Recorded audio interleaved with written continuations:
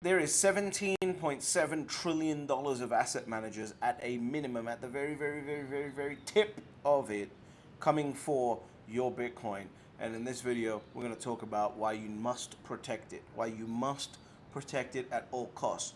What a lot of people don't realize, and by the way, if you haven't subscribed, please subscribe, because the faster you subscribe, the faster the message gets to the people that need to hear it the most. And if these videos have provided any value to you, the number one thing you can do for me is subscribe to the YouTube channel, follow me on Twitter, and that will help the algorithm understand that this Bitcoin information actually needs to get out to people. So let's go through the list very quickly of asset managers that have active filed Bitcoin spot ETF applications. You got BlackRock, $10 trillion AUM. AUM stands for assets under management. How much money do they control? How much money can they direct? Right?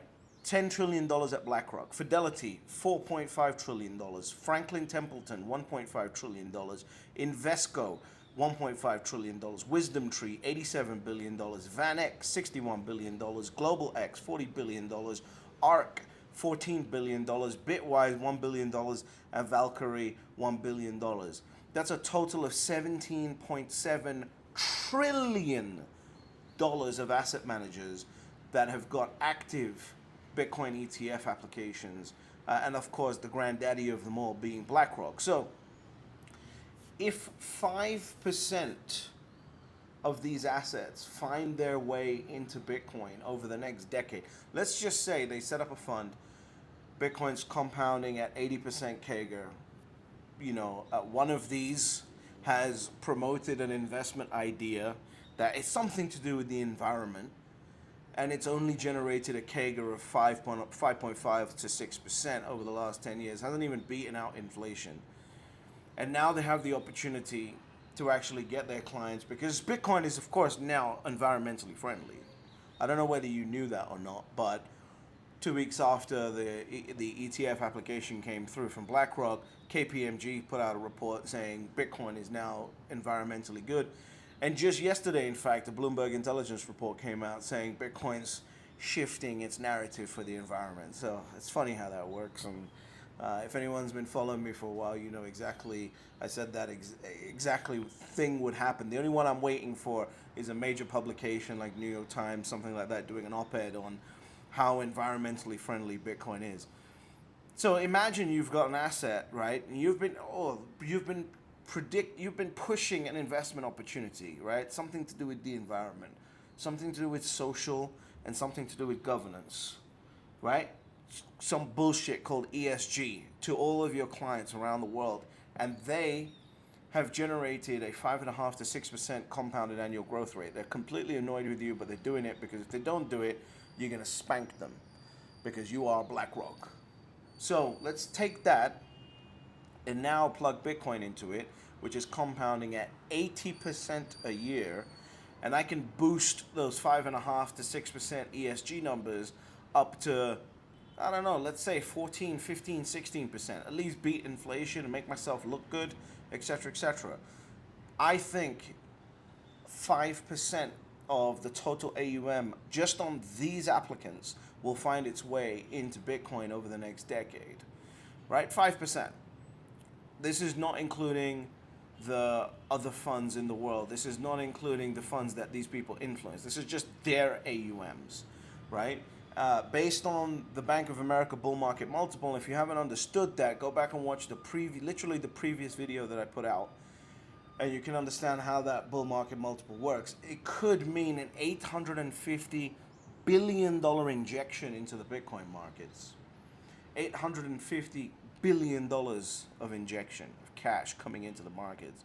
And based on the bull market multiple, that would increase the market cap of Bitcoin because of the finality of supply to $100.3 trillion. Or that would equal a $4.8 million per Bitcoin price. Think about that. Just 5% of the current applicants' assets under management going into Bitcoin equals a $4.8 million per Bitcoin price. It's absolutely crazy. And the reason for this to happen is because Bitcoin has finality of scarcity. There is an absolute final amount of Bitcoin in the world. And again, as I've said, as the price goes up, the hodl rate will increase. People think as the price goes up, more sellers are going to flood into the market. That may happen during a transitionary period. But as the price goes up, I'm more incentivized to hold. As a sophisticated holder, as a sophisticated investor, I'm much more incentivized to hold my assets as they go up than I am to sell the assets. That's one of the things that we don't like about the current financial system, because people are incentivized to just hoard the assets. What do you think is going to happen to Bitcoin? It's suddenly big. It's going to be different for Bitcoin, even though it hasn't been different for real estate, stocks, gold, everything else. As soon as the price starts moving up, we're going to start hoarding this asset even harder than we were, because the tax incentives are aligned to hoard it rather than sell it. So this is a very, very precarious time for the average person, because right now you think that all of these people coming in, you know how many people I know that say, I'm going to get into Bitcoin once an ETF is approved? You're just being stupid, because if you want to take advantage of an opportunity, you need to actually take advantage of the opportunity. The opportunity is between now and an ETF.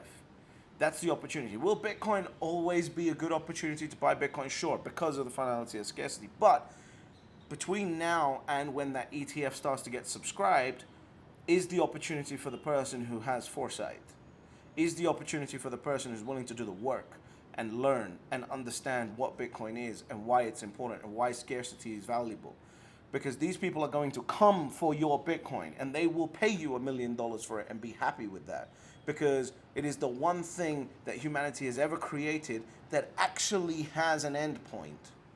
Everything else continues. Life is only valuable because life has an end point.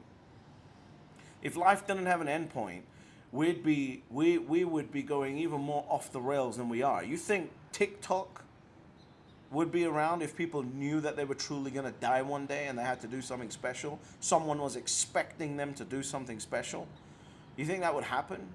You think there'd be people out here not having children, not wanting to have children, if they understood that life is special? There is a pressure for you to do something with your life, and you got one shot.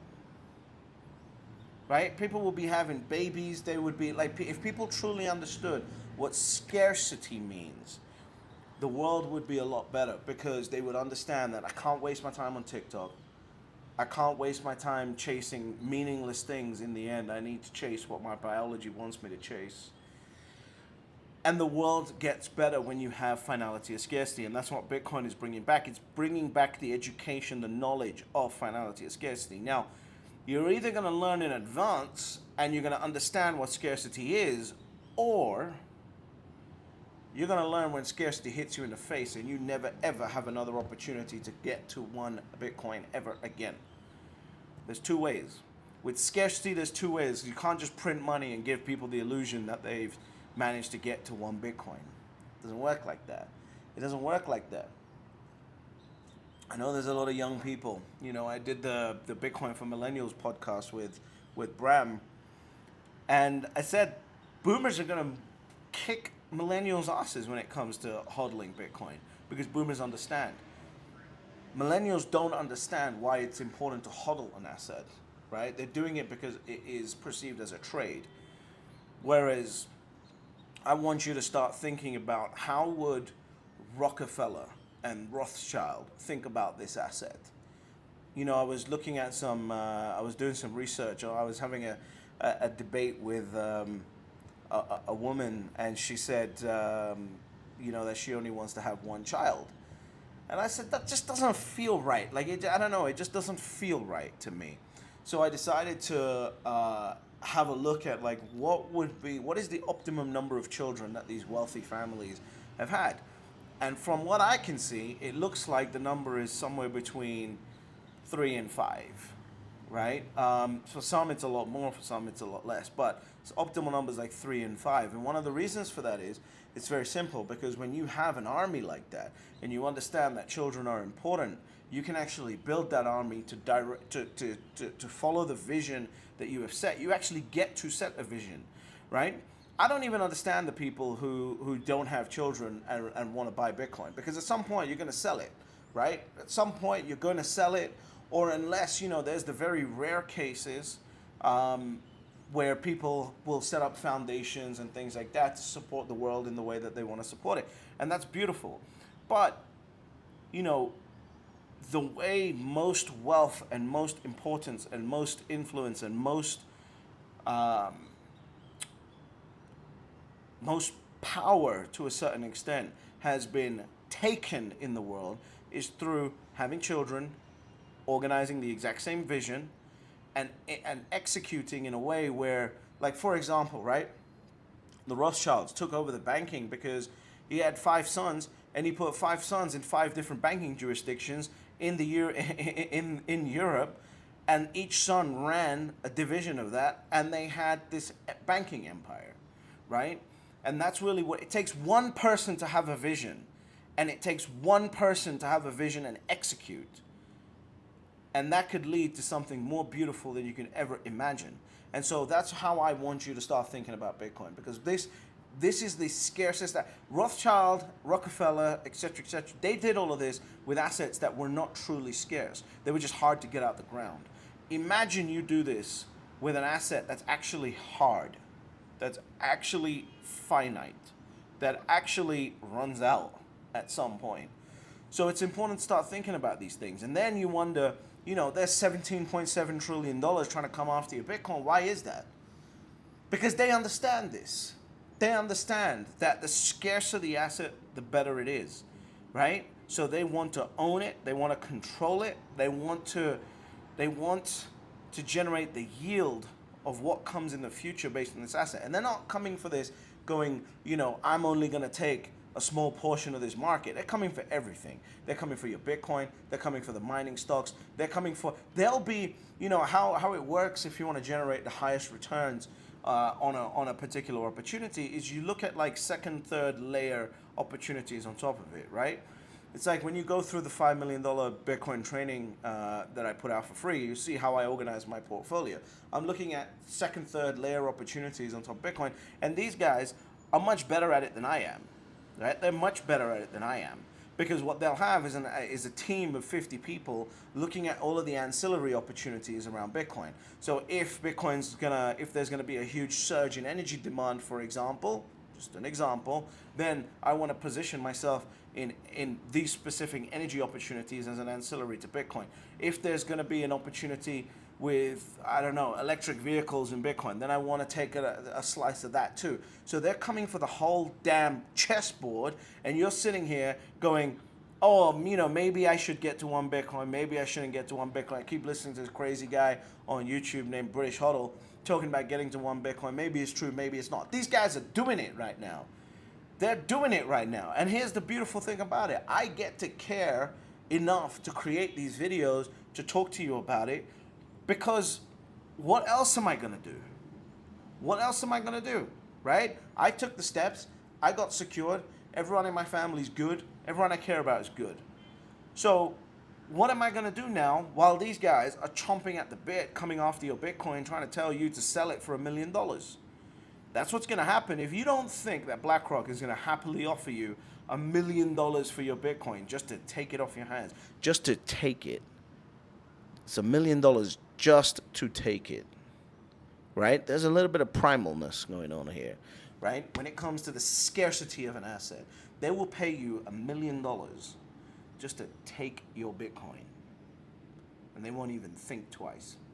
And you'll be happy all out here buying a shitty little house in some third world country and figuring out how to live there, thinking that you're happy because you sold Bitcoin for $1 million and you held it since $10,000.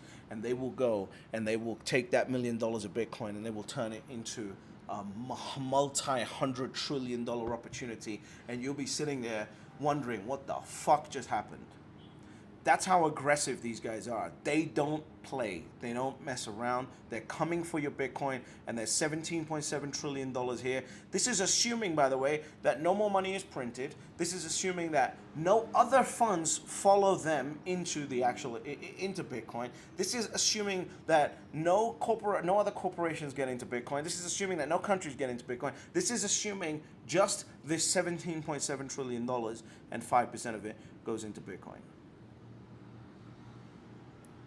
This is the single most important opportunity anyone has ever come across. And you have been blessed if you've been watching my videos, if you've been watching the other great Bitcoin content that's out there. Support everyone. If you've been watching this and you've been given a glimpse into what this opportunity is and you haven't taken advantage of it, you must do the work. At least if you do the work and then say no, you can say you at least tried. You can say you at least understood it, and you can say that this is not for me. Don't tell me that this is not for you, that you don't need to get to 1 Bitcoin, Bitcoin sucks, etc., when you haven't done the work, and I can ask you a simple question and demonstrate that you haven't done the work. This is a once in a species opportunity. Jesse has a really good statement. Once in a species opportunity. And I think you owe it more respect than you're giving it. Because true finality of scarcity is what humanity is always about. It's about scarcity. Scarcity is the ultimate asset. You have one life, and you've now got one chance to get as much Bitcoin as you can. And despite you only having one life to do it, there are still only 3 rules to Bitcoin. It's step number 1, you buy Bitcoin. Step number 2, you shut the fuck up. And step number 3, you get fabulously wealthy.